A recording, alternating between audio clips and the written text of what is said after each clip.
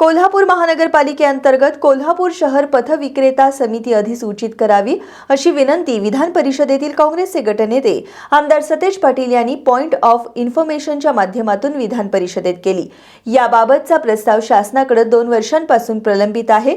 ही माहिती अधिसूचित करण्यासाठी विलंब होत असल्याने फेरीवाला धोरण तयार करण्यात अडचणी येत आहेत। त्यामुळे निवडून आलेल्या 8 सदस्यांसह 20 सदस्यांची समिती तात्काळ अधिसूचित करावी अशी विनंती आमदार सतेज पाटील यांनी केली आहे। शासनाच्या निर्देशानुसार कोल्हापूर महापालिकेच्या वतीने 2024 मध्ये पथ विक्रेता समिती गठीत करण्याकामी निवडणुका होऊन महाराष्ट्र पथ विक्रेता उपजीविका संरक्षण व अधिनियमातील तरतुदीनुसार निवडून आलेल्या 8 सदस्यांसह गठीत करण्यात आलेल्या एकूण 20 सदस्यांची समिती अधिसूचित करण्याकामी विलंब झालेला आहे।